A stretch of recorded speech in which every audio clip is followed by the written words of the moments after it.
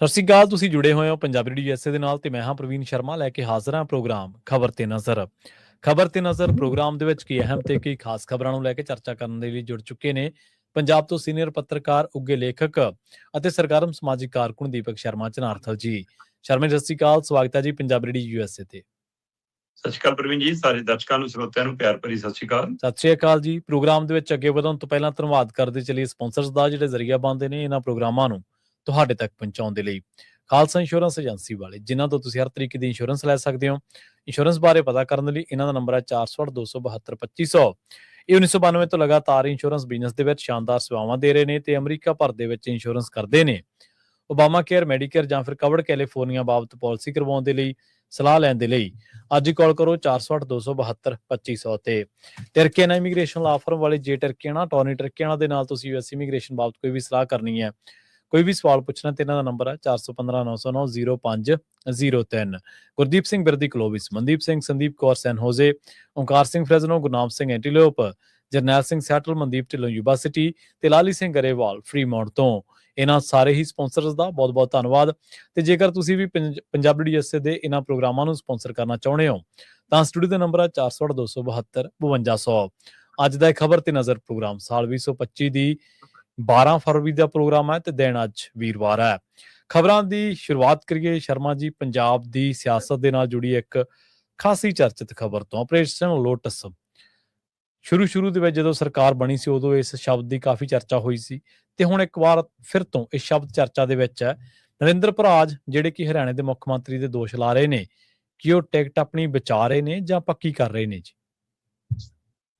ਪ੍ਰਵੀਨ ਜੀ, ਤੁਸੀਂ ਜ਼ਿਕਰ ਕੀਤਾ ਕਿ ਜਦੋਂ ਸਰਕਾਰ ਬਣੀ ਸੀ ਤਦ ਵੀ ਆਪਰੇਸ਼ਨ ਲੋਟਸ ਦੀ ਚਰਚਾ ਚੱਲੀ ਸੀ। ਹਾਂਜੀ, ਅਸਲ 'ਚ ਆਮ ਆਦਮੀ ਪਾਰਟੀ ਨੂੰ ਜਾਂ ਪੰਜਾਬ ਦੀ ਇਸ ਸਰਕਾਰ ਨੂੰ ਹਰ ਚੀਜ਼ ਦਾ ਨਾ ਦੂਜਾ ਗੇੜ ਲਿਆਉਣ ਦੀ ਆਦਤ ਹੈ। ਤੁਸੀਂ ਝਾਤ ਮਾਰ ਕੇ ਦੇਖ ਲਓ, ਯੁੱਧ ਨਸ਼ਿਆਂ ਵਿਰੁੱਧ ਦੂਜਾ ਗੇੜ, ਆਪਰੇਸ਼ਨ ਪ੍ਰਹਾਰ ਦੂਜਾ ਗੇੜ, ਸਿਹਤ ਕ੍ਰਾਂਤੀ, ਸਿੱਖਿਆ ਕ੍ਰਾਂਤੀ ਦੂਜਾ ਗੇੜ ਜੀ। ਸਹੀ ਸੋ ਹੁਣ ਆਪਰੇਸ਼ਨ ਲੋਟਸ ਦਾ ਦੂਜਾ ਗੇੜ ਹੈ ਇਹ। ਬਿਲਕੁਲ। ਕੱਲ ਨਰਿੰਦਰ ਕੌਰ ਭਰਾਜ ਤੇ ਇਹਨਾਂ ਦੇ ਨਾਲ ਆਮ ਆਦਮੀ ਪਾਰਟੀ ਦੇ ਬੁਲਾਰੇ, ਮੁੱਖ ਮੰਤਰੀ ਦੇ ਸਲਾਹਕਾਰ ਰਹੇ ਬਲਤੇਜ ਪੰਨੂ ਉਹ ਨਾਲ ਸੀ। ਉਹਨਾਂ ਨੇ ਪਹਿਲਾਂ ਗਰਾਊਂਡ ਤਿਆਰ ਕੀਤਾ, ਫਿਰ ਮਾਈਕ ਨਰਿੰਦਰ ਭਰਾਜ ਨੂੰ ਦਿੱਤਾ ਤੇ ਉਹ ਕਹਿੰਦੀ ਜੀ ਮੈਨੂੰ ਤਾਂ ਨਾਇਬ ਸਿੰਘ ਸੈਣੀ ਹੋਰੀ BJP ਚ ਲਿਜਾਣਾ ਚਾਹੁੰਦੇ ਨੇ ਤੇ ਮੇਰੇ ਮੂਹਰੇ ਆਫਰ ਰੱਖਿਆ ਕਿ ਟਿਕਟ ਤਾਂ ਤੈਨੂੰ ਦੇਵਾਂਗੀ, ਜਿਹੜੀ ਤੇਰੀ ਹੋਰ ਕੋਈ ਨਿੱਜੀ ਮੰਗ ਆ ਉਹ ਦੱਸ। ਇਸ ਵਾਰ 45 ਲੱਖ ਲੁੱਖ ਦੀ ਗੱਲ ਤਾਂ ਨਹੀਂ ਕੀਤੀ ਕਿ ਸਾਨੂੰ ਆਫਰ ਆਉਂਦੀ ਹੈ ਜੀ 40 ਲੱਖ 45 ਲੱਖ, ਪਰ ਇਹ ਕਿਹਾ ਕਿ ਨਿੱਜੀ ਕੋਈ ਵੀ ਮੰਗ ਜਿਹਨੂੰ ਤੁਸੀਂ ਸਮਝਦੇ ਹੋ ਜੀ। ਕਹਿੰਦੇ ਉਹਨਾਂ ਨੇ ਕਿਹਾ ਕਿ ਸੰਗਰੂਰ ਦਾ ਇੱਕ BJP ਦਾ ਲੀਡਰ ਆ ਜਿਹੜਾ ਪੂਰੇ ਪੰਜਾਬ 'ਚ ਹੈ ਜੀ ਵਿਚਰਦਾ। ਮਤਲਬ ਜੇ ਤੁਸੀਂ ਨਾਇਬ ਸੈਣੀ ਦਾ ਨਾਂ ਲੈਂਦੇ ਹੋ ਤੇ ਜਿਹੜਾ ਵਿਚੋਲੀਆ ਹੈ ਜਾਂ ਜਿਹੜਾ ਫੋਨ ਕਰਦਾ, ਜਿਹੜਾ ਮਿਲਣ ਆਉਂਦਾ, ਉਹਦਾ ਨਾਂ ਲੈਣੋਂ ਕਿਉਂ ਡਰਦੇ ਹੋ? ਨਾਮ ਲੈ ਦਿਓ ਜਨਤਕ ਉਹਦਾ ਵੀ। ਬਿਲਕੁਲ ਕਿ ਹਾਂ ਜੀ ਆਹ ਬੰਦੇ ਨੇ ਪਹੁੰਚ ਕੀਤੀ। ਸਕਾਂਦੇ ਤੁਹਾਨੂੰ ਪ੍ਰੈਸ ਕਾਨਫਰੰਸ 'ਚ ਜੇ ਉਹ ਤੁਹਾਡੇ ਘਰੇ ਆਇਆ, ਤੁਹਾਨੂੰ ਫੋਨ ਕੀਤਾ, ਤੁਹਾਨੂੰ ਤਾਂ ਪਹਿਲੇ ਦਿਨ ਤੋਂ ਸਿਖਾਇਆ ਗਿਆ ਕਿ ਵੀਡੀਓ ਬਣਾਉਣੀ ਹੈ, ਉਹਦੀ ਆਵਾਜ਼ ਰਿਕਾਰਡ ਕਰਨੀ ਹੈ, ਜਨਤਕ ਕਰ ਦਿਓ। ਤੁਹਾਡੀ ਤਾਂ ਟ੍ਰੇਨਿੰਗ ਇੱਥੋਂ ਹੋਈ। ਹਾਂ, ਕਿ ਤੁਸੀਂ ਉਸ ਗੱਲ ਨੂੰ ਜਨਤਕ ਕਰੋ ਕਿ ਆਹ ਫੋਨ ਆਏ ਸੀ, ਨੰਬਰ ਦਿਖਾਓ, ਕਿੰਨੇ ਮਿੰਟ ਗੱਲ ਹੋਈ ਉਹ ਦੱਸੋ। ਜੇ ਤੁਹਾਡੇ ਘਰੇ ਬੈਠਕ ਜਾ ਕੇ ਉਹ ਆਫਰ ਦੇ ਕੇ ਗਿਆ ਤਾਂ ਤੁਹਾਡੇ ਕੈਮਰੇ ਇੰਨੇ ਲੱਗੇ ਨੇ, ਉਹਦੀ ਫੁਟੇਜ ਜਾਰੀ ਕਰ ਦਿਓ। ਕਰ ਦਿਓ ਜਾਰੀ ਜੀ। ਲੋਕਾਂ ਨੂੰ ਪਤਾ ਉਹਦਾ ਲੱਗੇ ਕਿ BJP ਕਿਵੇਂ ਸੌਦੇ ਕਰਦੀ ਹੈ। ਸਹੀ ਹੈ। ਸਵਾਲ ਸਿਰਫ ਇੰਨਾ ਹੈ ਕਿ ਜਿਹੜੀ ਗੱਲ ਨਰਿੰਦਰ ਕੌਰ ਭਰਾਜ ਕਹਿ ਰਹੀ ਹੈ ਲੋਕਾਂ ਦੇ ਮਨਾਂ ਨੂੰ ਇਸ ਲਈ ਲੱਗ ਜਾਂਦੀ ਹੈ ਕਿ BJP ਇੰਜ ਕਰਦੀ ਹੈ, ਪਰ ਮੌਕੇ ਦੀ ਨਜਾਕਤ, ਸੱਤਾ ਹਾਸਲ ਕਰਨ ਦਾ ਤਰੀਕਾ, ਜਿਸ ਤਰੀਕੇ ਨਾਲ BJP ਜਾਂਦੀ ਹੈ, ਇੱਥੇ ਦੱਸੋ ਨਰਿੰਦਰ ਕੌਰ ਭਰਾਜ ਨੂੰ ਨਾਲ ਲਿਜਾ ਕੇ ਉਹਨੇ ਕੀ ਖੱਟਣਾ ਜੀ। ਹੁਣ ਸਵਾਲ ਇਹ ਹੈ ਕਿ ਉਹ ਜੇ ਆਉਣਗੇ ਖਰੀਦਣ ਅੱਜ ਦੀ ਤਰੀਕ ਜਦੋਂ ਸਾਲ ਚੋਣਾਂ 'ਚ ਰਹਿ ਗਿਆ ਤਾਂ ਆਪਣੀ ਇੱਕ MLA ਨੂੰ ਖਰੀਦ ਕੇ ਕੀ ਕਰਨਾ ਉਹਨਾਂ ਨੇ? ਸਹੀ ਹੈ। ਵਿਮਨੀ ਚੋਣ ਗੱਲ ਕਿਉਂ ਪਾਉਣਗੇ ਜੀ ਉਹ ਇਸ ਸਮੇਂ? ਸਹੀ ਹੈ, ਬਿਲਕੁਲ। ਜਾਂ ਤਾਂ ਫਿਰ ਉਹ ਇੰਨੀਆਂ ਤੋੜਨ ਕਿ ਅੱਜ ਤੁਹਾਡੀ ਅੱਧੀ ਮਤਲਬ ਕਿ ਵਿਧਾਇਕਾਂ ਦੀ ਟੀਮ ਬੈਠੀ ਹੁੰਦੀ ਹੈ ਇੱਥੇ ਕਿ ਜੇ ਸਾਨੂੰ ਖਰੀਦ ਰਹੇ ਨੇ, ਸਾਨੂੰ ਖਰੀਦ ਰਹੇ ਨੇ, ਫਿਰ ਤਾਂ ਸਮਝ ਆਉਂਦੀ। ਜਾਂ ਫਿਰ ਬਾਕੀ ਵਿਕਣ ਲਈ ਤਿਆਰ ਨੇ, ਇਕੱਲੀ ਇੱਕੋ ਬੀਬੀ ਇਮਾਨਦਾਰ ਹੈ ਇਹਨਾਂ ਕੋਲ।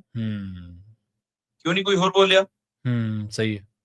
ਚਲੋ, ਨਾਲ ਬੈਠੇ ਸਾਥੀ ਕਹਿ ਰਹੇ ਸੀ ਬਲਤੇਜ ਪੰਨੂ ਜੀ ਕਿ ਜੀ ਸਾਡਾ ਕੋਈ MP, ਕੋਈ MLA, ਕੋਈ ਮੰਤਰੀ, ਕੋਈ ਵਰਕਰ ਬਕਾਊ ਨਹੀਂ ਹੈ।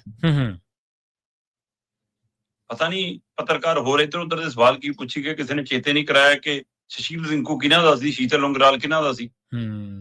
ਕਿੱਧਰ ਗਏ ਨਹੀਂ ਸੁਸ਼ੀਲ ਕੁਮਾਰ ਰਿੰਕੂ ਤੁਸੀਂ ਦੂਜੀ ਪਾਰਟੀ ਚੋਂ ਪੱਟ ਕੇ ਲਿਆਏ ਜੀ, ਉਹਨੂੰ MP ਦੀ ਜਿਮਨੀ ਚੋਣ ਚ ਟਿਕਟ ਦਿੱਤੀ, MP ਬਣ ਗਿਆ।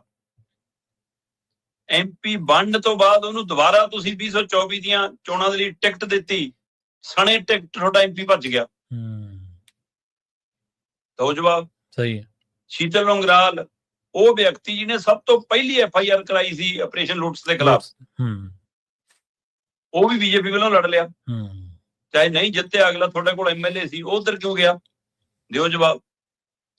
ਜੇ ਆਪਰੇਸ਼ਨ ਲੋਟਸ ਇੰਨਾ ਖਤਰਨਾਕ ਆ ਤਾਂ ਹੁਣ ਤੱਕ ਤੁਹਾਡੀ ਵਿਜੀਲੈਂਸ ਨੇ ਜਾਂਚ ਕਰਕੇ ਲੋਕਾਂ ਸਾਹਮਣੇ ਕਿਉਂ ਨਹੀਂ ਰੱਖੀ ਕਿ ਕੌਣ ਕੌਣ ਸੀ, ਕਿਵੇਂ ਖਰੀਦ ਰਹੇ ਸੀ, ਕੀ ਕਰ ਰਹੇ? ਤੁਸੀਂ ਬੜਾ ਲਾਲਚ ਕਰ ਲੈ ਕੇ ਆਏ ਸੀ। ਸਹੀ ਹੈ। ਦਰਜਨ ਦੇ ਕਰੀਬ MLA ਨੇ ਦੋਸ਼ ਲਾਏ ਸੀ, ਜਿਹਦੇ ਵਿੱਚੋਂ ਸ਼ੀਤਲ ਉਂਗਰਾਲ ਤੇ ਨਰਿੰਦਰ ਕੌਰ ਭਰਾਜ ਦਾ ਵੀ ਨਾਂ ਸ਼ਾਮਲ ਸੀ, ਪ੍ਰਿੰਸੀਪਲ ਬੁੱਧਰਾਮ ਵੀ ਸੀ, ਰਮਨ ਅਰੋੜਾ ਜਿਹਦੇ ਨਾਲ ਬਾਅਦ ਚੋਂ ਵਿਗਾੜ ਜਾ ਵੀ ਪਿਆ ਇਹਨਾਂ ਦਾ, ਉਹ ਵੀ ਸੀ। ਦਿਨੇਸ਼ ਚੱਡੇ ਦਾ ਨਾਂ ਤੁਸੀਂ ਲੈ ਰਹੇ ਸੀ ਕਿ ਉਹਨੂੰ ਵੀ ਆਫਰ ਆਈ, ਕੁਲਵੰਤ ਪੰਡੋਰੀ ਦਾ ਨਾਂ ਸੀ, ਨਾ ਇਸੇ ਤਰ੍ਹਾਂ ਜਗਦੀਸ਼ ਕੀ ਆ ਉਹ ਦਈਆ ਉਹਦਾ ਨਾਂ ਸੀ, ਫਿਰ ਬਲਜਿੰਦਰ ਕੌਰ ਨੂੰ ਕਹਿ ਰਹੇ ਸੀ, ਲਾਭ ਸਿੰਘ ਉਗੋਕੇ ਨੂੰ ਕਹਿ ਰਹੇ ਸੀ, ਬਿਲਾਸਪੁਰ ਨੂੰ ਕਹਿ ਰਹੇ ਸੀ, ਕਿੰਨੇ ਨਾਮ ਗਣਾਏ ਤੁਸੀਂ?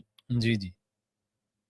ਤੇ ਆ ਜਿਹੜੇ ਮਤਲਬ ਸਾਡੇ ਹੈਗੇ ਨੇ ਜੀ ਵਿੱਤ ਮੰਤਰੀ, ਉਪ ਮੁੱਖ ਮੰਤਰੀ ਦਾ ਵੀ ਸੁਪਨਾ ਲੈ ਰਹੇ ਸੀ, ਚੱਲਦੀ ਸਰਕਾਰ ਚ ਇਹ ਵੀ ਲੱਗਣ ਲੱਗ ਗਿਆ ਸੀ ਮੁੱਖ ਮੰਤਰੀ ਅੱਜੇ ਬਣ ਜਾਣਾ ਮੈਂ, ਹੈਨਾ, ਉਹ ਵੀ ਗਏ ਸੀ, ਸਾਰਾ ਵਕਤ ਜਾ ਲੈ ਕੇ DGP ਸਾਹਿਬ ਕੋਲ ਸ਼ਿਕਾਇਤ ਲੈ ਕੇ, ਉਸ ਤੋਂ ਬਾਅਦ ਜਾਂਚ ਖੋਲਤੀ ਜੀ, ਰਿਪੋਰਟ ਹੋ ਗਈ ਜੀ, ਵਿਜੀਲੈਂਸ ਕਰੂਗੀ ਜੀ ਇਨਕੁਆਇਰੀ। ਕਿੱਥੇ ਗਈ ਉਹ ਇਨਕੁਆਇਰੀ? ਕਿੱਥੇ ਗਿਆ ਉਹ ਸਾਰਾ ਵਰਤਾਰਾ ਜੀ? ਕਿਉਂ ਨਹੀਂ ਉਹ ਕਾਰਵਾਈ ਸਿਰੇ ਲੱਗੀ? ਕਿਉਂ ਉਹਨੂੰ ਲੁਕੋਇਆ? ਤੇ ਅੱਜ ਜਦੋਂ ਨਰਿੰਦਰ ਕੌਰ ਭਰਾਜ ਇਹ ਕਹਿ ਰਹੀ ਆ ਤਾਂ ਸੰਗਰੂਰ ਹਲਕੇ ਚ ਤਾਂ ਇਹ ਚਰਚਾ ਹੈ ਜੀ ਕਿ ਬੀਬੀ ਦੀ ਖਟਪਟ ਚੱਲਦੀ ਆ ਪਾਰਟੀ ਨਾਲ, ਬੀਬੀ ਦੇ ਸੁਰ ਨਹੀਂ ਮਿਲਦੇ। ਨਰਿੰਦਰ ਕੌਰ ਭਰਾਜ ਉਹ ਹੈ ਜਿਹਨੇ ਭਗਵੰਤ ਮਾਨ ਨੂੰ ਜਾਣਦਿਆਂ ਵੀ ਨਹੀਂ, ਨਾ ਪਛਾਣਦਿਆਂ ਵੀ ਨਹੀਂ, ਕੋਈ ਰਸਤਾ ਵੀ ਨਹੀਂ, ਕੋਈ ਰਾਬਤਾ ਵੀ ਨਹੀਂ ਪਾਰਟੀ ਨਾਲ, ਬੂਥ ਲਾ ਕੇ ਬੈਠ ਗਈ ਸੀ। ਸਹੀ ਹੈ, ਬਿਲਕੁਲ। ਤੇ ਸਭ ਤੋਂ ਛੋਟੀ ਉਮਰ ਦੀ ਔਰਤ ਹੋਣ ਦੇ ਬਾਵਜੂਦ ਵੀ ਉਹਨੇ ਅੰਦਰ ਇਹਨਾਂ ਦਾ ਕੰਮ ਸੰਭਾਲਿਆ, ਪੋਲਿੰਗ ਬੂਥ ਦੇ ਅੰਦਰ ਜਾ ਕੇ। ਸਹੀ ਹੈ। ਪੋਲਿੰਗ ਏਜੰਟ ਬਣ ਕੇ ਬੈਠੀ ਸੀ। ਠੀਕ ਹੈ, ਉਹਦਾ ਨਾਮ ਉਹਨੂੰ ਮਿਲਿਆ, ਚੋਣ ਲੜਾਈ ਤੇ ਲੋਕਾਂ ਨੇ ਉਹਨੂੰ ਜਿਤਾਇਆ। ਪਰ ਚਾਹੇ ਹੁਣ ਟਰੱਕ ਯੂਨੀਅਨ ਦਾ ਮਸਲਾ ਹੋਵੇ, ਚਾਹੇ ਵਕੀਲਾਂ ਵਾਲੇ ਨਾਲ ਪਿਆ ਪੰਗਾ ਹੋਵੇ, ਚਾਹੇ ਹੋਰ ਉੱਥੇ ਦੇ ਮਸਲੇ ਹੋਣ, ਉੱਥੇ ਵੀ 2-4 ਹੋ ਰਹੀ ਹੈ ਤੇ ਪਾਰਟੀ ਦੇ ਅੰਦਰ ਵੀ ਖਾਸਾ ਖਲਾਰਾ ਬਿਲਕੁਲ ਹੈਗਾ। ਸਹੀ ਹੈ। ਗੱਲਾਂ ਤਾਂ ਇਹ ਸੀ ਕਿ ਅਗਲੀ ਵਾਰ ਟਿਕਟ ਨਹੀਂ ਮਿਲਣੀ। ਔਰ ਭਗਵੰਤ ਮਾਨ ਖੁਦ ਕਹਿੰਦੇ ਆ ਕਿ 40 ਦੇ ਕਰੀਬ ਤਾਂ ਅਸੀਂ ਬਦਲ ਦੇਣੇ ਆ। ਹੁਣ ਉਹ MLA ਬਦਲ ਦੇਣਾ ਕਿ 17 ਚੋਂ ਟਿਕਟਾਂ ਬਦਲ ਦੇਣੀਆਂ? ਸਹੀ ਹੈ। ਜੇ ਆਪਾਂ ਇਹ ਵੀ ਦੇਖੀਏ ਅੱਜ ਦੀ ਤਰੀਕ 94-95 ਜੇ ਹੈਗੇ ਨੇ, ਤਾਂ ਇਹਦਾ ਮਤਲਬ 20-22 ਜੇ ਆਪਾਂ ਉਹ ਵੀ ਮੰਨ ਲਈਏ ਕਿ 20-22 ਜਿਹੜੇ ਨਹੀਂ ਜਿੱਤੇ ਵੇ ਉਹ ਟਿਕਟਾਂ ਬਦਲ ਹੋ ਜਾਣਗੀਆਂ, ਤਾਂ ਇਹਦਾ ਮਤਲਬ ਮੌਜੂਦਾ 92-94 ਚੋਂ ਵੀ 20-22 ਤਾਂ ਜਾਣਗੇ ਜੇ 40 ਬਦਲਨੇ ਆ। ਜੀ ਜੀ ਬਿਲਕੁਲ। ਹੁਣ ਉਹਨਾਂ 20-22 ਦੇ ਵਿੱਚ ਨਰਿੰਦਰ ਕੌਰ ਭਰਾਜ ਦਾ ਵੀ ਨੰਬਰ ਲੱਗਣ ਵਾਲਾ ਸੀ, ਜਾਂ 40 ਚ ਸੀ ਤਾਂ 40 ਚ ਲੱਗਣ ਵਾਲਾ ਸੀ, ਕਿੰਨਿਆਂ ਚ ਲੱਗਣਾ ਸੀ, ਕਿਹਦਾ ਲੱਗਣਾ? ਅਜੇ ਇਹ ਦੁਵਿਧਾ ਸਾਰਿਆਂ ਨੂੰ। ਸੋ ਨਰਿੰਦਰ ਕੌਰ ਭਰਾਜ ਇੰਜ BJP ਦੇ ਹਵਾਲੇ ਨਾਲ ਪਾਰਟੀ 'ਚ ਆਪਣੀ ਟਿਕਟ ਪੱਕੀ ਕਰ ਰਹੀ ਆ, ਹਾਈ ਕਮਾਂਡ ਨੂੰ ਦੱਸ ਰਹੀ ਆ ਕਿ ਦੇਖੋ ਜੀ, ਮੈਨੂੰ ਤਾਂ ਦੂਏ ਪਾਰਟੀਆਂ ਵਾਲੇ ਵੀ ਚੱਕਣ ਨੂੰ ਫਿਰਦੇ, ਦੇਖ ਲਓ ਜੇ ਤੁਸੀਂ ਰੱਖਣਾ ਟਿਕਟ ਦੇ ਕੇ। ਕਿਉਂ ਇਹ ਆਪਣੀ ਥਾਂ ਪੱਕੀ ਕਰ ਰਹੀ ਆ? ਜੀ ਜੀ। ਕਿਉਂਕਿ ਨਾਇਬ ਸਿੰਘ ਸੈਣੀ ਦਾ ਕਹਿੰਦਾ ਵੀ ਮੈਂ ਤਾਂ ਇਹ ਵੀ ਨਹੀਂ ਜਾਣਦਾ ਮਤਲਬ ਕਿ ਕਿਹੜੇ ਹਲਕੇ ਤੋਂ ਆਏ ਜੀ, ਕੀ ਨਾਂ ਹੈ ਜੀ, ਕਿੱਥੋਂ। ਇੰਨੇ ਭੋਲੇ ਤਾਂ ਨਹੀਂ ਗਏ ਨਾਇਬ ਸਿੰਘ ਸੈਣੀ। ਤੁਸੀਂ ਪੰਜਾਬ ਦੇ ਇੰਚਾਰਜ ਬਣੇ ਫਿਰਦੇ ਹੋ, ਤੁਸੀਂ ਪੰਜਾਬ ਨੂੰ ਨਾਪਦੇ ਫਿਰਦੇ ਹੋ ਕੱਲੇ ਕਦਮ ਨਾਲ। ਬਿਲਕੁਲ ਬਿਲਕੁਲ। ਤੇ ਤੁਹਾਨੂੰ ਇਹੀ ਨਹੀਂ ਪਤਾ ਕਿਹੜਾ ਹਲਕਾ ਤੇ ਕਿਹੜੇ ਹਲਕੇ ਚੋਂ ਕੌਣ ਦਾਅਵੇਦਾਰ, ਕੌਣ MLA ਮੌਜੂਦਾ। ਜਨਾਬ ਰੋਜ਼ ਤਾਂ ਕਾਪੀ ਪੈਨ ਲੈ ਕੇ ਤੁਸੀਂ ਹਿਸਾਬ ਲਾਉਂਦੇ ਹੋ ਪੰਜਾਬ ਦਾ। ਸਹੀ ਗੱਲ, ਬਿਲਕੁਲ। ਇਹ ਤਾਂ ਨਹੀਂ ਹੋ ਸਕਦਾ। ਹਾਂ, ਤੁਸੀਂ ਇਹ ਕਹਿ ਸਕਦੇ ਹੋ ਕਿ ਆਫਰ ਨਹੀਂ ਦਿੱਤੀ, ਕਿਉਂਕਿ ਤੁਹਾਨੂੰ ਥੋਕ ਚ ਮਾਲ ਖਰੀਦਣ ਦੀ ਆਦਤ ਪਏਗੀ, ਤੁਸੀਂ ਇੱਕਾ ਦੁੱਕਾ ਖਰੀਦ ਕੇ ਕੀ ਕਰਨਾ। ਸਹੀ ਗੱਲ। ਸੋ ਇਸ ਲਈ ਇਹ ਨਰਿੰਦਰ ਕੌਰ ਭਰਾਜ ਦੇ ਦੋਸ਼ ਕਿੰਨੇ ਕੁ ਸਾਬਤ ਨੇ, ਜਾਂਦਾ ਫਿਰ ਕਰੋ ਕਾਰਵਾਈ, ਬਾਈ ਤੱਥ ਤੁੱਥ ਲੈ ਜਾਓ, ਇੱਕ ਪਰਚਾ ਹੋਰ ਕਰ ਲਓ, ਪੁਰਾਣੀ ਸਿਰੇ ਲਾ ਲਓ। ਪਰ ਜਿਵੇਂ ਤੁਸੀਂ ਪੁਰਾਣੀ ਸਿਰੇ ਨਹੀਂ ਲਾਈ, ਉਵੇਂ ਇਹ ਵੀ ਮਹਿਜ ਇੱਕ ਨਾਟਕ, ਸਿਆਸੀ ਡਰਾਮੇ ਤੋਂ ਵੱਧ ਕੁਝ ਨਹੀਂ ਨਜ਼ਰ ਆਉਂਦਾ। ਜੀ ਸਹੀ ਹੈ। ਨਾਲੇ ਪਤਾ ਕੀ ਹੈ ਸ਼ਰਮਾ ਜੀ, ਜੇ ਸਿਆਸੀ ਲੋਕਾਂ ਦਾ ਕੋਈ ਟਿਕਾਣਾ ਹੋਵੇ ਨਾ, ਕੋਈ ਇਹਨਾਂ ਦਾ ਕੋਈ ਕਿਸੇ ਗੱਲ ਦੇ ਉੱਤੇ ਖੜਦੇ ਹੋਣ, ਤਾਂ ਲੋਕ ਯਕੀਨ ਕਰਦੇ ਆ। ਨਹੀਂ ਤਾਂ ਤੁਸੀਂ ਉਹ ਗੱਲ ਨਹੀਂ ਵਰਤਦੇ ਹੁੰਦੇ, ਸ਼ਬਦ ਵਰਤਦੇ ਹੁੰਦੇ ਕਿ ਆਜੜੀ ਵਾਲੀ ਹੋਣੀ ਹੈ, ਸ਼ੇਰ ਆ ਗਿਆ, ਸ਼ੇਰ ਆ ਗਿਆ। ਅਸਲ ਦੇ ਵਿੱਚ ਇਹਨਾਂ ਨਾਲ ਹੋ ਚੁੱਕੀ ਹੈ। ਇਹਨਾਂ ਦੀ ਗੱਲ ਨੂੰ ਸੀਰੀਅਸ ਲੋਕ ਲੈਣੋਂ ਹਟ ਗਏ ਨੇ, ਕਿਉਂਕਿ ਭਰੋਸੇਯੋਗਤਾ ਜਿਹੜੀ ਹੈ ਨਾ ਲੋਕਾਂ ਦੀ ਵਾਰ-ਵਾਰ ਜਦੋਂ ਟੁੱਟਦੀ ਹੈ, ਫਿਰ ਲੋਕ ਯਕੀਨ ਕਰਨੋਂ ਹਟ ਜਾਂਦੇ ਨੇ। ਤੇ ਸੋ ਅਗਲੀ ਆਪਾਂ ਖਬਰ ਦੇ ਵੱਲ ਵਧੀਏ ਸ਼ਰਮਾ ਜੀ, ਤੇ ਗੱਲ ਕਰੀਏ ਇੱਕ ਹੋਰ ਆਪਰੇਸ਼ਨ ਜਿਹੜਾ ਲੋਟਸ ਹੋਇਆ ਅਸਲ ਦੇ ਵਿੱਚ, ਕੈਪਟਨ ਅਮਰਿੰਦਰ ਸਿੰਘ। ਈਡੀ ਨੇ ਪੁੱਛਗਿੱਛ ਖੋਲ ਦਿੱਤੀ ਹੈ, ਤੇ ਕੀ ਇਹ ਪੁੱਛਗਿੱਛ ਖੋਲ ਕੇ ਕੈਪਟਨ ਦੀ ਇੱਛਾ ਪੂਰੀ ਕਰ ਦਿੱਤੀ ਹੈ ਜੀ ਈਡੀ ਨੇ? ਦੇਖੋ, ਕੈਪਟਨ ਅਮਰਿੰਦਰ ਸਿੰਘ ਪੰਜਾਬੀ ਸਿਆਸਤ ਦੇ ਵਿੱਚ ਵੱਡਾ ਨਾਮ ਹੈ ਜੀ। ਅਜੋਕੇ ਪਿਛਲੇ 3 ਕੁ ਦਹਾਕਿਆਂ ਦੀ ਰਾਜਨੀਤੀ ਜੇ ਪੰਜਾਬ ਦੀ ਝਾਤ ਮਾਰਨੀ ਹੋਵੇ, ਉਹਦੇ ਵਿੱਚ ਬਾਦਲ ਤੇ ਕੈਪਟਨ 2 ਨਾਮ ਵੱਡੇ ਨੇ ਇਸ ਪਿਛਲੇ 30-40 ਸਾਲ ਦੀ ਰਾਜਨੀਤੀ ਦੇ ਵਿੱਚ। ਖਾਸ ਕਰਕੇ 2 ਵਾਰ ਜਿਵੇਂ ਕੈਪਟਨ ਅਮਰਿੰਦਰ ਸਿੰਘ ਨੇ ਮੁੱਖ ਮੰਤਰੀ ਬਣੇ। ਪਹਿਲਾ ਟਰਮ ਉਹਨਾਂ ਦਾ ਬੜਾ ਵਧੀਆ ਸੀ, ਦੂਜੇ ਟਰਮ ਦੇ ਵਿੱਚ ਉਹੇ ਜਿਹੇ ਅਮਰਿੰਦਰ ਸਿੰਘ ਨਜ਼ਰ ਨਹੀਂ ਆਏ।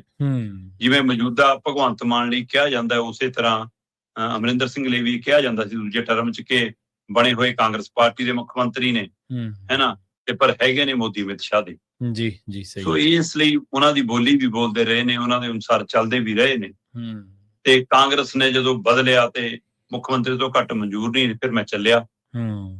ਫਿਰ ਉਹ ਪਾਰਟੀ ਜੀ ਬਣਾਈ, ਪਾਰਟੀ ਵਿੱਚ ਮਰਜ ਕਰਤੀ, ਚਲੋ ਜੀ ਬੀਜੇਪੀ 'ਚ ਚਲੇ ਗਏ। ਮਤਲਬ ਕੁੱਲ ਮਿਲਾ ਕੇ ਮਸਲਾ ਆਪਣੇ ਜਵਾਕਾਂ ਦਾ ਭਵਿੱਖ ਪੱਕਾ ਕਰਨਾ ਸੀ ਕਿ ਆਪਣੀ ਤਾਂ ਲੰਘ ਗਈ, ਜਵਾਕਾਂ ਲਈ ਕੁਝ ਕਰ ਜੀਏ।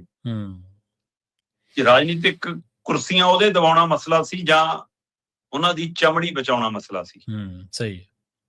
ਕਿਉਂਕਿ ਇਹ ਵੀ ਮੰਨਿਆ ਜਾਂਦਾ ਕਿ ਜਿਵੇਂ ਈਡੀ ਨੇ ਗਲਬਾ ਪਾ ਲਿਆ ਸੀਗਾ, ਵਿਦੇਸ਼ੀ ਸਵਿਸ ਖਾਤਿਆਂ ਵਾਲਾ ਮਸਲਾ ਸੀਗਾ ਕਿ ਰਣਿੰਦਰ ਲਈ, ਪ੍ਰਨੀਤ ਕੌਰ ਲਈ ਮੁਸ਼ਕਲ ਸੀ।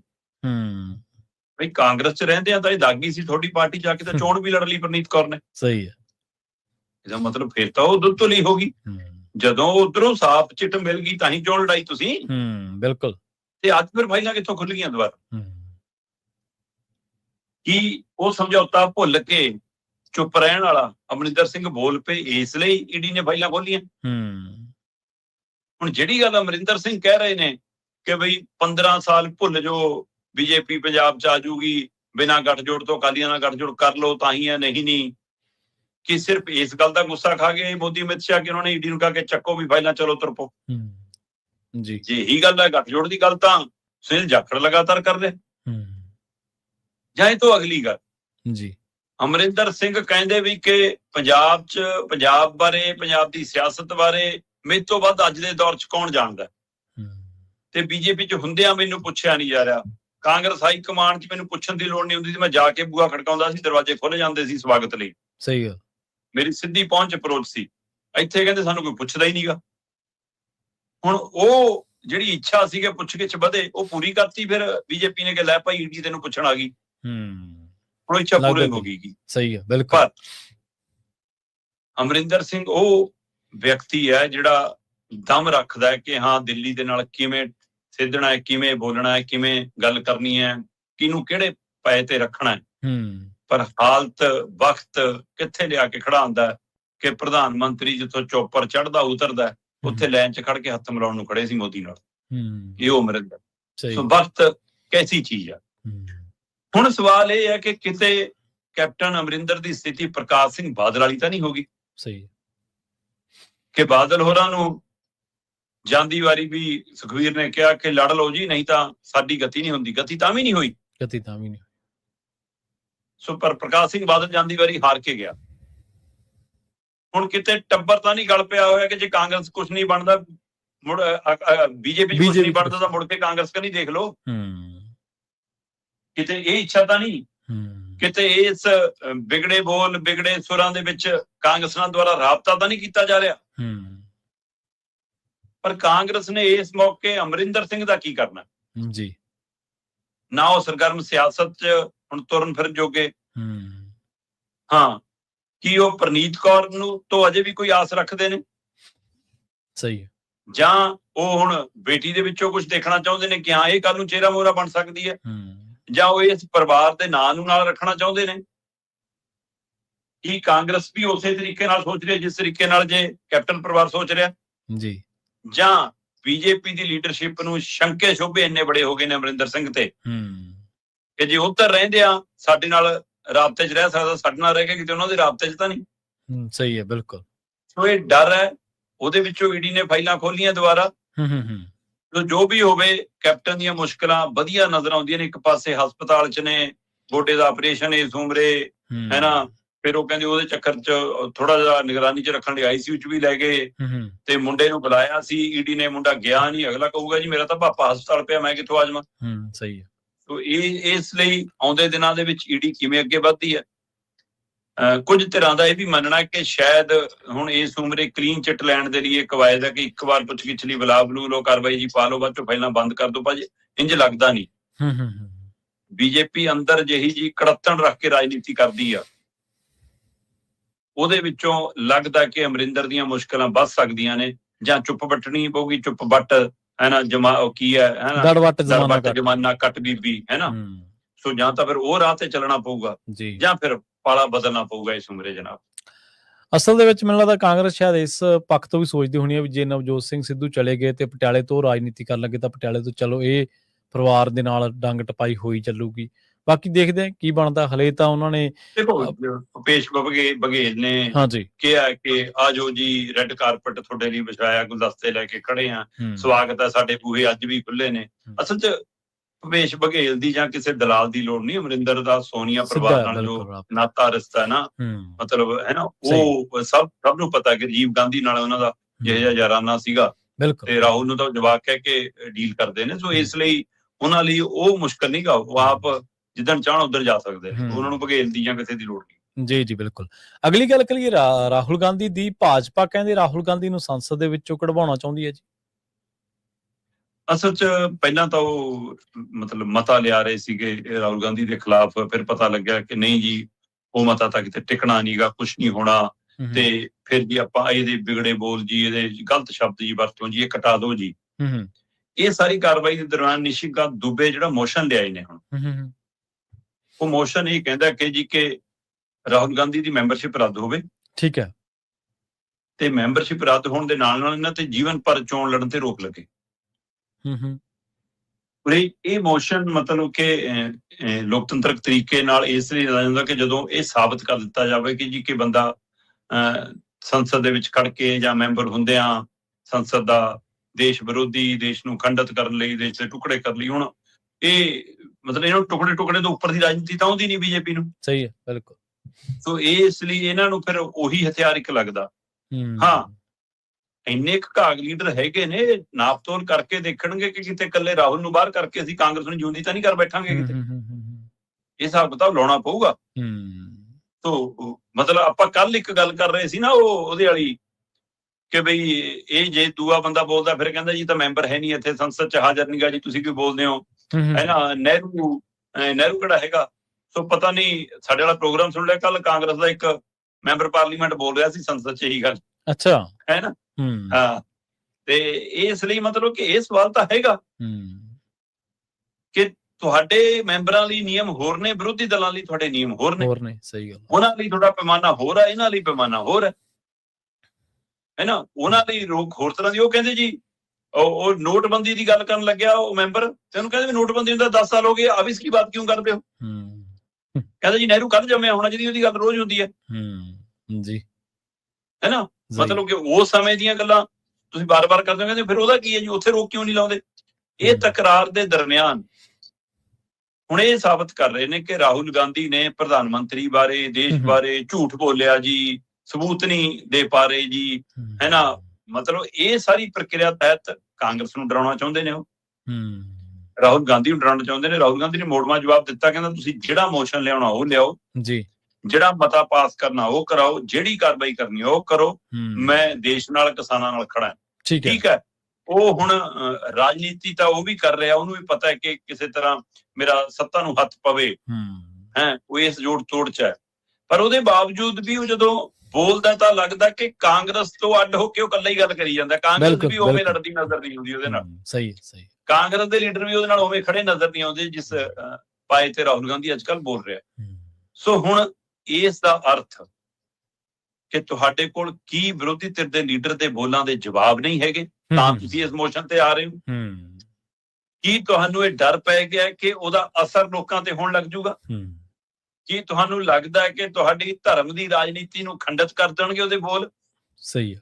ਲੋਕ ਤੜਕ ਕੇ ਉਹਦੇ ਕੰਨੀ ਚਲੇ ਜਾਣਗੇ। ਕਿਹੜਾ ਡਰ ਹੈ ਬੀਜੇਪੀ ਨੂੰ ਫਿਰ? ਮਤਲਬ ਤੁਹਾਡੇ ਕੋਲ ਤਾਕਤ ਹੈ, ਸਰਕਾਰ ਹੈ, ਮਸ਼ੀਨਰੀ ਹੈ, ਗਿਣਤੀ ਹੈ, ਝੂਠ ਨੂੰ ਸੱਚ ਬਣਾਉਣ ਦੀ ਮਸ਼ੀਨ ਹੈ ਨਾ, ਤੇ ਉਹ ਸਾਰਾ ਕੁਝ ਹੁੰਦਿਆਂ ਤੁਸੀਂ ਜੇ ਇਮੋਸ਼ਨ ਨੂੰ ਚਾਹੋਗੇ ਤਾਂ ਪਾਸ ਵੀ ਹੋ ਜਾਊਗਾ। ਪਹਿਲਾਂ ਵੀ ਤੁਸੀਂ ਕਰੋ ਤਾਂ ਘਰ-ਬਾਰ ਖਾਲੀ ਕਰਾਇਆ, ਸਾਰਾ ਕੁਝ ਕਰਾਇਆ, ਠੀਕ ਹੈ ਨਾ। ਹੁਣ ਸਵਾਲ ਇਹ ਹੈ ਕਿ ਫਿਰ ਅਦਾਲਤ ਦਾ ਰੁਖ ਕਰੂਗਾ। ਅਦਾਲਤ ਕੀ ਹੁੰਦੀ ਹੈ? ਲੰਬੀ ਪ੍ਰਕਿਰਿਆ ਹੋ ਸਕਦੀ ਹੈ। ਪਰ ਇਸ ਲਈ ਬੀਜੇਪੀ ਇਹ ਦੋਏ ਚੀਜ਼ਾਂ ਨੂੰ ਤੋਲ ਕੇ ਕੋਸ਼ਿਸ਼ ਜ਼ਰੂਰ ਕਰੂਗੀ ਕਿਤੇ ਕਿ ਅਸੀਂ ਉਹਨਾਂ ਗਲਤੀ ਕਰ ਲਈਏ, ਜਾਂ ਉਹਨੇ ਇਹ ਮਨ ਬਣਾ ਲਿਆ ਕਿ ਇੱਕ ਤਰ੍ਹਾਂ ਨਾਲ ਰਾਹੁਲ ਗਾਂਧੀ ਨੂੰ ਪਹਿਲਾਂ ਸੰਸਦ ਤੋਂ ਬਾਹਰ ਕਰੋ, ਪਹਿਲਾਂ ਇਕੱਲਾ ਸੀ, ਹੁਣ ਭੈਣ ਭਰਾ ਸਾਨੂੰ ਤੰਗ ਕਰਦੇ ਨੇ ਕਿਉਂਕਿ ਬੋਲਣ ਨੂੰ ਉਹ ਵੀ ਠੀਕ ਠਾਕ ਹੈ ਨਾ। ਸੋ ਇਸ ਲਈ ਹੁਣ ਇਹ ਦੇਖਣ ਵਾਲੀ ਗੱਲ ਹੈ ਕਿ ਇਹ ਗਾਂਧੀ ਪਰਿਵਾਰ ਤੋਂ ਛੁਟਕਾਰਾ ਦਵਾਉਂਦੇ ਕਿਤੇ ਗਾਂਧੀ ਪਰਿਵਾਰ ਨੂੰ ਮੁੜ ਕੇ ਸਥਾਪਿਤ ਨਾ ਕਰ ਬੈਠਣ। ਸਹੀ ਗੱਲ, ਬਿਲਕੁਲ। ਸੋ ਇਹ ਹੁਣ ਬੀਜੇਪੀ ਦੀ ਰਾਜਨੀਤੀ ਕਿੱਧਰ ਨੂੰ ਲੈ ਕੇ ਜਾਂਦੀ ਹੈ ਦੇਖਦੇ ਹਾਂ।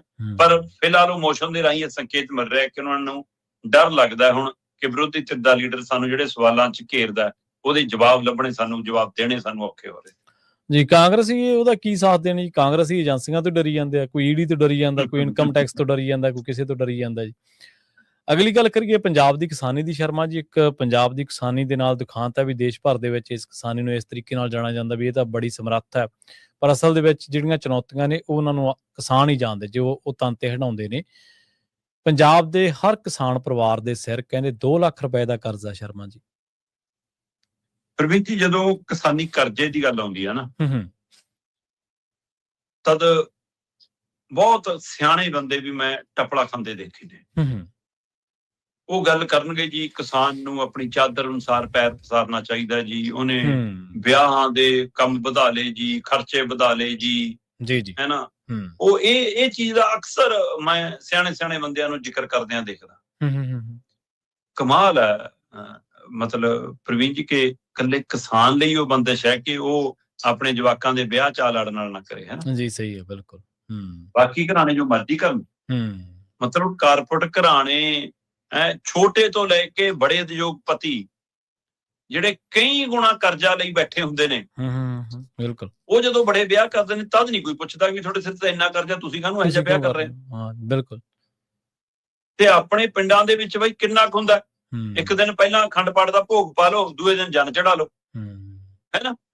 ਤੇ ਜਾਂ ਵੱਧ ਤੋਂ ਵੱਧ ਜੇ ਬਰਾਤ ਆਉਣੀ ਆ ਬਈ ਤਾਂ ਬਰਾਤ ਦੀ ਤਿਆਰੀ ਕਰ ਲਓ। ਠੀਕ ਹੈ, ਅੱਜ ਕੱਲ ਪਿੰਡਾਂ 'ਚ ਟੈਂਟ ਲੱਗਣ ਦੀ ਬਜਾਏ ਪੈਲਸਾਂ 'ਚ ਹੋਣ ਲੱਗ ਗਿਆ ਸਾਰਾ ਪ੍ਰਬੰਧ।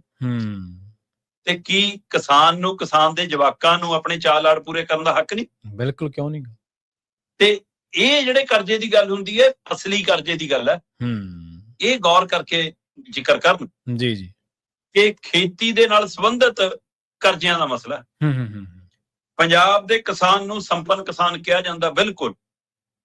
ਪੰਜਾਬ ਦੇ ਕਿਸਾਨ ਨੂੰ, ਉੱਤਰੀ ਭਾਰਤ ਦੇ ਕਿਸਾਨ ਨੂੰ, ਖਾਸ ਕਰ ਪੰਜਾਬ ਹਰਿਆਣਾ ਦੇ ਕਿਸਾਨਾਂ ਨੂੰ ਇਹ ਕਹਿ ਕੇ ਪ੍ਰਚਾਰਿਆ ਜਾਂਦਾ ਕਿ ਤੁਹਾਡੀ ਫਸਲ ਤਾਂ MSP ਤੇ ਵਿਕਦੀ ਹੈ। ਸਹੀ ਹੈ। ਤੇ ਫਿਰ ਉਹਦੇ ਬਦਲੇ 'ਚ ਪੰਜਾਬ ਦੇ ਕਿਸਾਨ ਨੇ ਆਪਣੀ ਜ਼ਮੀਨ ਦਾ ਜੋ ਨਾਸ ਮਾਰਿਆ, ਪਾਣੀ ਖਤਮ ਸਮਝ ਨਹੀਂ ਪਾਇਆ ਅੱਜ ਤੱਕ।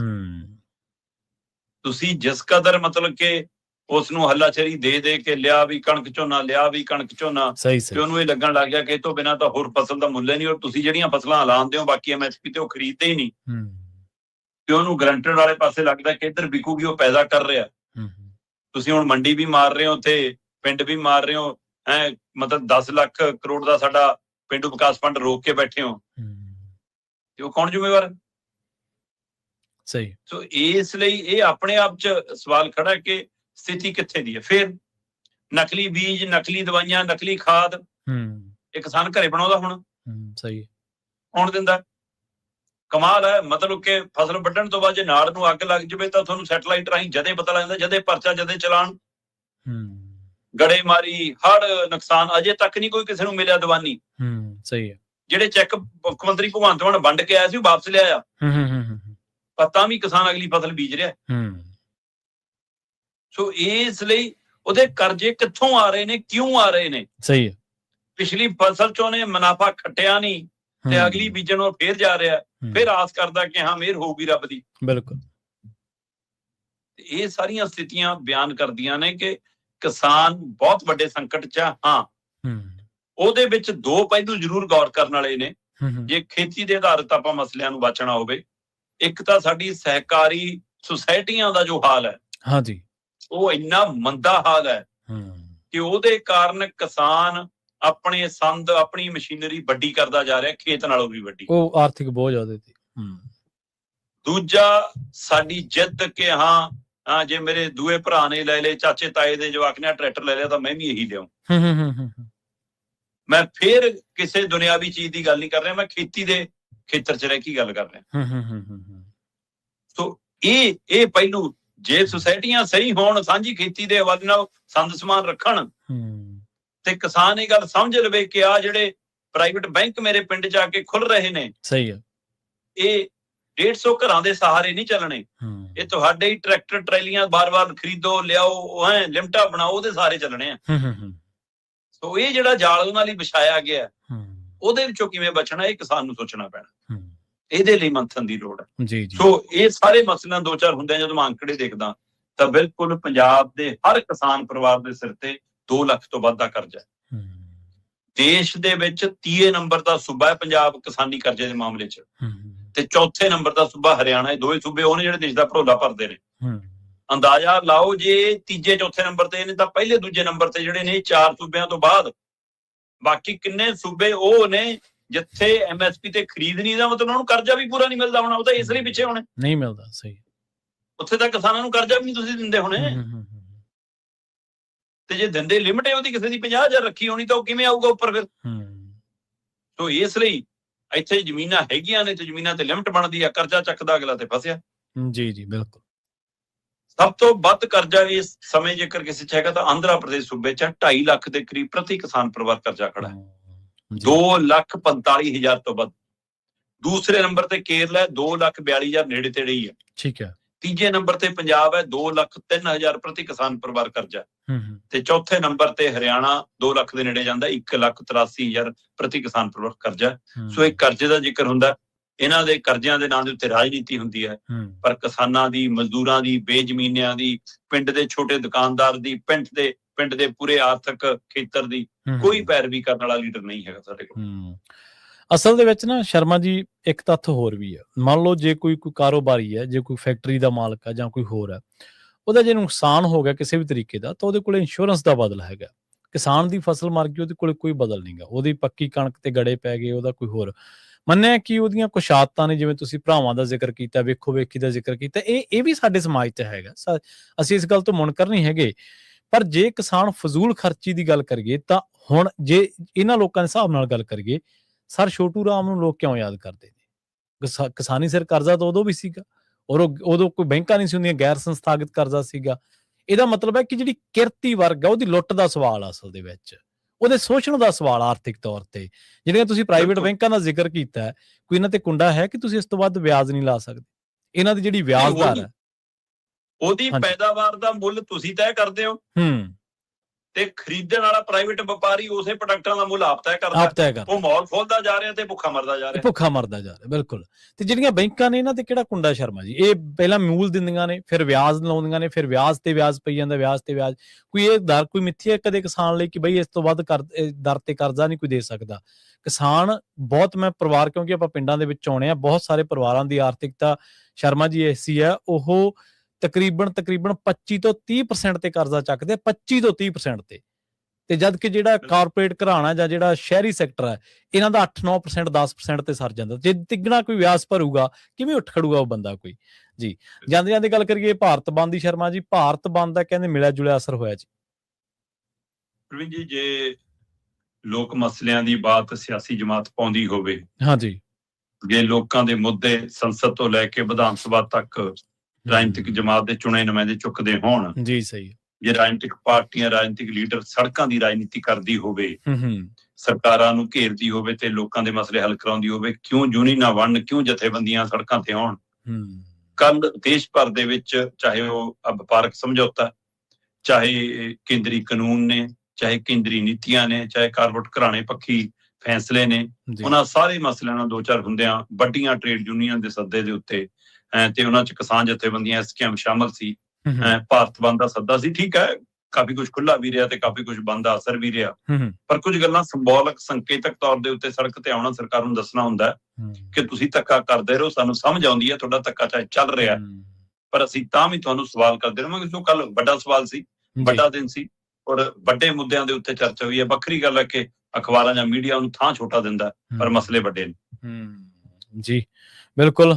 ਜਦੋਂ ਇਹ ਧਿਰਾਂ ਲੋਕਾਂ ਦੀ ਲੜਾਈ ਲੜਨੋਂ ਹੀ ਹਟ ਗਈਆਂ ਨੇ ਸ਼ਰਮਾ ਜੀ, ਫਿਰ ਲੋਕਾਂ ਨੂੰ ਆਪ ਕਿਸੇ ਨਾ ਕਿਸੇ ਤਰੀਕੇ ਨਾਲ, ਜਾਂ ਲੋਕ ਪੱਖੀ ਜਥੇਬੰਦੀਆਂ ਲੜਦੀਆਂ ਨੇ ਲੋਕਾਂ ਦੀ ਲੜਾਈ, ਫਿਰ ਹੋਰ ਕਿਵੇਂ ਲੜਨੀ ਹੈ। ਸ਼ਰਮਾ ਜੀ, ਇਹਨਾਂ ਖਾਸ ਖਬਰਾਂ ਤੇ ਖਾਸ ਜਾਣਕਾਰੀਆਂ ਦੇ ਲਈ ਤੁਹਾਡਾ ਬਹੁਤ ਬਹੁਤ ਧੰਨਵਾਦ ਜੀ। ਸਤਿ ਸ਼੍ਰੀ ਅਕਾਲ ਜੀ। ਪ੍ਰੋਗਰਾਮ ਖਬਰ ਤੇ ਨਜ਼ਰ ਨੂੰ ਆਪਾਂ ਇੱਥੇ ਸਮਾਪਤ ਕਰਾਂਗੇ। ਤੁਹਾਡਾ ਸਾਰਿਆਂ ਦਾ ਵੀ ਬਹੁਤ ਧੰਨਵਾਦ। ਸਤਿ ਸ਼੍ਰੀ ਅਕਾਲ। ਇਸੇ ਤਰ੍ਹਾਂ ਜੁੜੇ ਰਹੋ ਪੰਜਾਬੀ ਰੇਡੀਓ USA ਦੇ ਨਾਲ।